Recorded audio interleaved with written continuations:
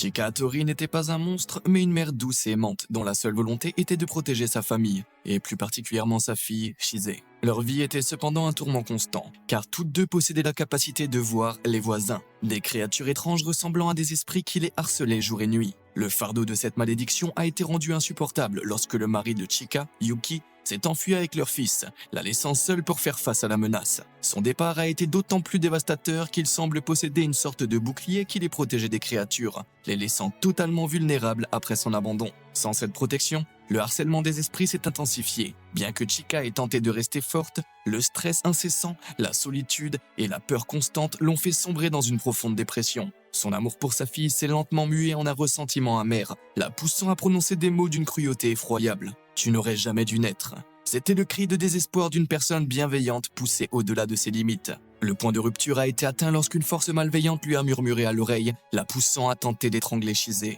Elle a réussi à s'arrêter à temps, mais l'horreur de son propre acte, combinée à son désespoir total, l'a condamnée. Rongée par la culpabilité, elle a présenté ses excuses à sa fille avant de faire le choix tragique de mettre fin à ses jours. Ses dernières paroles étant un murmure déchirant. « Je suis désolé, Shise, s'il te plaît, pardonne-moi. » Megumi Shimizu était une adolescente amoureuse de la mode, piégée dans le village rural qu'elle méprisait de toute son âme. Rêvant de la vie trépidante des grandes villes, elle ne s'intégrait pas et les autres villageois ne lui facilitaient pas la tâche, se moquant de son style et de ses aspirations. Ses seules lueurs d'espoir étaient son béguin non partagé pour Natsuno Yuki et un mystérieux manoir de style européen qui venait d'être construit. Sa vie a basculé le jour où elle a été invitée dans ce manoir par ses étranges occupants. Peu après, elle a disparu pour être retrouvée dans un état catatonique avant de mourir officiellement d'une crise cardiaque. Mais sa mort n'était qu'un début. Megumi fut la première du village à se relever en tant que Shiki, une créature semblable à un vampire. La jeune fille, mal dans sa peau, s'est transformée en une prédatrice à la peau pâle et aux yeux rouges et noirs, prenant un plaisir sadique à chasser les humains qu'elle avait autrefois connus. Son amour pour Natsuno est devenu une obsession morbide. Elle le traquait, s'en prenait à ses proches et a même participé au meurtre de son meilleur ami. Lorsque les villageois acculés ont finalement lancé une contre-offensive sanglante, Megumi a tenté de s'enfuir vers la ville de ses rêves. Elle a cependant été rattrapée par une foule en colère qui, dans un acte d'une brutalité inouïe, lui a écrasé la tête avec un tracteur avant de lui transpercer le cœur, mettant fin à sa seconde vie de manière effroyable. Chiaki Nanami semblait n'être qu'une gameuse ultime, une étudiante calme et souvent endormie qui excellait dans les jeux vidéo. Mais cette façade cachait une vérité bien plus complexe. Chiaki n'était pas humaine. C'était une intelligence artificielle conçue spécifiquement pour veiller sur ses amis et les protéger au sein du jeu de massacre tordu orchestré par Monokuma. Elle est rapidement devenue un pilier pour le groupe, apportant une aide cruciale lors des procès de classe et tissant un lien profond avec le protagoniste, Hajime Hinata. Sa mort est doublement cruelle car elle est mise en scène de deux manières différentes, chacune étant un pur supplice. Dans l'arc désespoir de l'anime, l'antagoniste Junko Enoshima la capture pour plonger tout le monde dans le désespoir le plus total. Son exécution est une lente torture. Jetée dans un donjon, Chiaki est forcée de parcourir un labyrinthe rempli de pièges qui la blessent encore et encore, avant d'être finalement empalée par une volée de lances. Dans le jeu, sa fin est tout aussi choquante. Pour sauver les autres étudiants, elle et Usami, qu'elle considère comme sa sœur, sont écrasés ensemble par un bloc de Tetris géant. Malgré son statut d'IA, sa mort est traitée avec une immense gravité,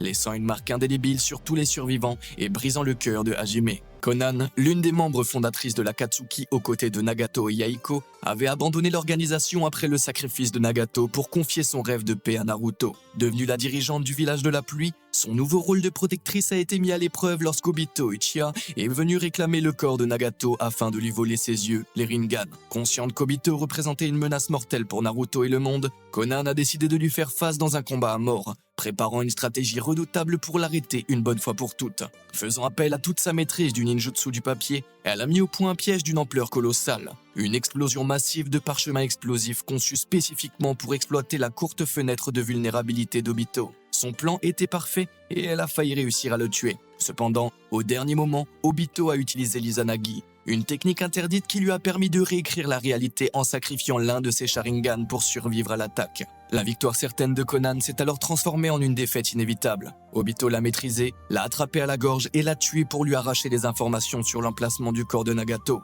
Son corps a été abandonné, flottant dans l'eau, et sa mort est souvent perçue comme tragiquement vaine, car malgré son incroyable sacrifice et sa stratégie quasi parfaite, elle n'a finalement pas pu empêcher Obito d'atteindre son but. Koro Sensei a l'une des morts les plus déchirantes, non pas pour sa violence physique, mais pour son poids émotionnel écrasant. Le personnage s'est introduit comme une créature surpuissante, semblable à une pieuvre, capable de se déplacer à des vitesses folles et menaçant de détruire la Terre. Cependant, au lieu d'être un simple antagoniste, il passe une année entière à enseigner à la classe 3E, un groupe d'élèves considérés comme des marginaux et des fauteurs de troubles. La prémisse de la série est simple, ces élèves doivent trouver un moyen de l'assassiner avant la fin de l'année pour sauver le monde. Pourtant, au fil des mois, une relation profonde se noue entre le professeur et ses élèves assassins. Koro-sensei se révèle être le meilleur enseignant qu'il n'ait jamais eu, se souciant sincèrement de leur bien-être et leur enseignant de précieuses leçons de vie, tout en les entraînant à tuer. Lorsqu'arrive enfin le moment fatidique, après une année de liens et d'entraînement, la scène est insoutenable. Koro-sensei, affaibli, n'oppose aucune résistance. Il accepte son sort avec sérénité, demandant même à ses élèves de le tuer avec le sourire. Le coup final est porté par Nagisa, l'un de ses élèves les plus dévoués, et chaque étudiant en larmes doit retenir Koro-sensei pendant l'acte. Ils sont submergés par un mélange de tristesse, de gratitude et de culpabilité. Dans ces derniers instants, Koro-sensei les remercie de lui avoir donné un sens à sa vie, déclarant qu'il est heureux d'être récolté par eux.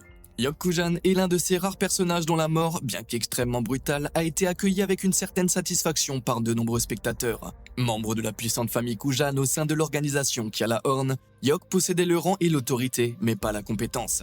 Il était incroyablement imprudent, agissant sans réfléchir et causant constamment la mort de ses propres alliés, tout en rejetant systématiquement la faute sur les autres, en particulier sur ses rivaux de Tekadan. Son principal moteur était un désir désespéré d'impressionner son supérieur, Rustal Elion, une ambition qui l'a poussé à commettre des atrocités. Sa cruauté a atteint son paroxysme lorsqu'il a utilisé un canon électromagnétique illégal pour anéantir les turbines, un groupe qui s'était déjà rendu. Il a ensuite célébré ce massacre comme une grande victoire alors qu'il s'agissait d'un meurtre de sang-froid. Sa fin est survenue lors d'une bataille massive sur Mars. Aux commandes de son mobile suit, il a cru avec arrogance pouvoir vaincre le Gundam Gusion Rebake Full City, piloté par Akihiro Atland. Au moment où Hyok a finalement annoncé son nom, Akihiro l'a reconnu. C'était l'homme responsable de la mort de ses amis. La réaction d'Akihiro fut instantanée et impitoyable. Utilisant l'immense arme en forme de ciseau de son Gundam, il a attrapé le cockpit d'Hyok et l'a littéralement aplati. Malgré les efforts de ses soldats pour le sauver, il était trop tard. La justice avait été rendue de la manière la plus directe et la plus violente qui soit. Pokel n'était pas un combattant ordinaire, c'était un hunter accompli qui avait réussi l'examen grâce à son intelligence, utilisant des flèches empoisonnées pour neutraliser ses adversaires. Spécialisé dans la chasse aux bêtes fantastiques, il avait même développé une capacité naine unique appelée Rainbow, lui permettant de tirer 7 flèches d'aura aux effets variés, comme une flèche rouge enflammée ou une flèche orange ultra rapide. C'est ce hunter compétent qui a rejoint une petite équipe d'extermination pour enquêter sur la menace des fourmis chimères dans la région de NGL. La mission a tourné au cauchemar quasi instantanément. Après avoir vu l'un de ses coéquipiers se faire décapiter, Pokel a rapidement compris que ces monstres dépassaient de loin tout ce qu'il avait jamais affronté. Ces flèches, autrefois si efficaces, étaient attrapées en plein vol par une fourmi nommée Pike, et il fut rapidement paralysé par le poison d'une autre, Zazan. Faisant preuve d'une incroyable volonté de survie, il a réussi à utiliser un antidote caché dans sa dent pour se cacher sous un tas d'ossements. Mais son répit fut de courte durée, il fut retrouvé par Neferpitou, l'un des gardes royaux du roi fourmi. Ce qui a suivi est une pure horreur. Neferpitou a lobotomisé Pokel, ouvrant son crâne et manipulant son cerveau pour lui extraire de force toutes ses connaissances sur le naine. Une fois l'information obtenue, son corps a été démembré et servi comme nourriture à la reine des fourmis, traité comme un simple déchet. Junpei Yoshino n'était pas un antagoniste, mais une victime du début à la fin. C'était un adolescent de 17 ans, introverti et passionné de cinéma, qui avait perdu toute confiance en l'humanité, et pour cause. Il était la cible d'un harcèlement et d'une brutalité inouïe. Ses camarades de classe allaient jusqu'à éteindre des cigarettes sur sa peau, lui laissant des cicatrices permanentes. Face à cette cruauté, personne n'est intervenu, ni les professeurs, ni les autres élèves, le poussant dans un isolement si profond qu'il a fini par renoncer au monde. C'est dans cette vulnérabilité que le fléau Mahito a vu une cible parfaite. Se faisant passer pour un ami, il a manipulé Junpei, lui offrant le pouvoir de se venger grâce à un Shinigami empoisonné en forme de méduse. Juste au moment où Junpei sombrait, une lueur d'espoir est apparue, sa rencontre avec Yuji Itadori. Les deux se sont liés d'amitié autour de leur amour pour les films, et Yuji a sincèrement tenté de le sortir de sa détresse. Mais il était trop tard.